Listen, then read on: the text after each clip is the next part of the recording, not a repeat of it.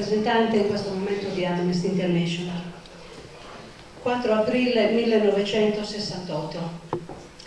30 anni fa moriva assassinato Martin Luther King, leader del movimento non violento per il riconoscimento dei diritti civili dei negri negli Stati Uniti.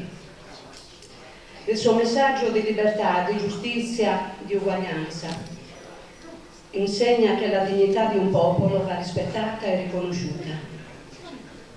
Dignità di popolo che significa rispetto per la cultura, per le tradizioni, per la lingua, in una parola tutto ciò che esprime la caratteristica intrinseca di un popolo. Nessuno ha diritto di calpestarla.